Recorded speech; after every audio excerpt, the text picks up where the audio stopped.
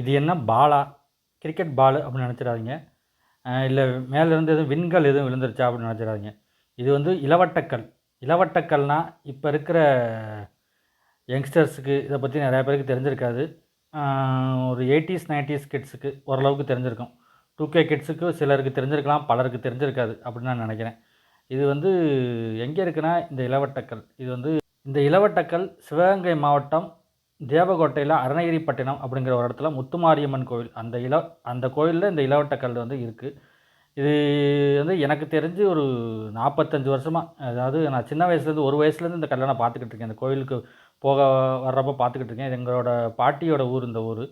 சின்ன வயசுலேருந்து இந்த கோயிலுக்கு நான் போக வர இந்த இளவட்டக்கல்லை பார்த்துக்கிட்டு இருக்கேன். இந்த இளவட்டக்கல் வந்து சின்ன வயசுலேருந்து இருக்கு. நான் அந்த கோயிலில் வந்து இந்த விடுமுறைகளில் போய் பாட்டி வீட்டுக்கு போகும்போது இந்த கோயில் விளையாடுவோம். அப்போ இந்த இளவட்டக்கல் அப்போ இருந்தே இருக்கும். அப்போயே உள்ள இளைஞர்கள் வந்து தூக்க முயற்சி பண்ணி பாதி பேர் தூக்குவாங்க. முழுவதும் இந்த நெஞ்சு வரைய தூக்குறவ வந்து சிலர் தான் தூக்குவாங்க. பலரால் அந்த இளவட்டக்கல்லை வந்து முழுவதும் நெஞ்சு வரைய தூக்க ரொம்ப கஷ்டமாக இருக்கும்.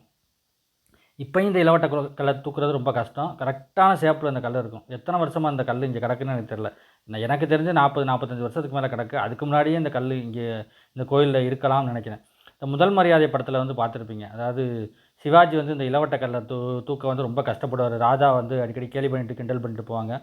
அப்போ இளையராஜாவோட பிஜிஎம்மோட அந்த இளவட்டக்கல்லை வந்து ஒரு தடவை சிவாஜி தூக்க முயற்சி பண்ணி மேலே தூக்கிடுவார். அதாவது வாலிப பசங்களுக்கு தான் இந்த இளவட்டக்கல். வாலிபன் அவன் இந்த இளவட்டக்கல்லை தூக்குனா அவன் சிறந்த ஒரு ஆண்மையுள்ள மிகப்பெரிய ஒரு ஸ்திரமான வாலிபன் அப்படிங்கிற மாதிரி ஒரு சமூகத்தில் வந்து ஒரு போக்கு வந்து இருக்குது இந்த இளவட்டக்கல்லுக்கு. அந்த காலத்தில் இருந்துச்சு. இப்போ அப்படிலாம் கிடையாது.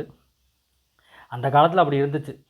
இந்த மாதிரி இளவட்டக்கல்லை தூக்குறவங்களுக்கு பொண்ணு கொடுக்குறான் அப்படின்னு சொல்லி கிராமங்கள்லாம் வழக்கத்தில் இருந்துச்சு. ஒரு சில படங்களில் இதை பற்றி கேள்விப்பட்டிருக்கலாம். அந்த உனக்காக எல்லாம் உனக்காக அப்படின்னு சொல்லி கார்த்திக் நடித்த ஒரு படம். அதில் கவுண்டமணி வந்து பொண்ணை கட்டிக்கணும்னு நினைப்பார். ஒரு கல்யாண மண்டபத்தில் ஒரு பொண்ணை பார்த்துட்டு அதை கட்டிக்கணும்னு நினைப்பார்.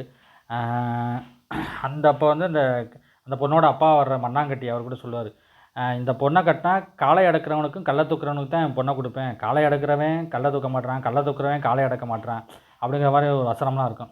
இந்த இளவட்டக்கல்லுங்கிறது ஒரு சமூகத்தில் வந்து ஒரு உயரிய அங்கீகாரம். அதாவது ஒரு இந்த கல்லை தூக்குனா தான் திருமணம் அப்படின்னா ஒரு காலத்தில் இருந்திருக்கு. இப்போ கிடையாது. ஒரு காலத்தில் அந்த மாதிரி கல்லை தூக்குனா தான் வந்து திருமணம் செஞ்சு கொடுப்போம் எங்கள் வீட்டு பொண்ணை. அப்போ தான் என் பொண்ணை வந்து ஒரு மாப்பிள்ளை வந்து ரொம்ப ஒரு வீரமாக இதாக பார்த்துக்குருவேன் அப்படிங்கிற மாதிரியான சூழ்நிலைலாம் ஒரு காலத்தில் இருந்திருக்கு. இப்போ இந்த மாதிரியான கல்லுகள்லாம் நீங்கள் பார்க்குறதே ரொம்ப கஷ்டமாக இருக்குது. அதாவது இந்த மாதிரியான கோயில்கள் கிராமங்களில் எங்கேயாவது ஒரு சில இடங்களில் இருக்கும். இந்த கல் எனக்கு தெரிஞ்சு 45 வருஷமாக இந்த கோயில்லையே இருக்குது. நான் சின்ன வயசுலேருந்து பார்த்ததுலேருந்து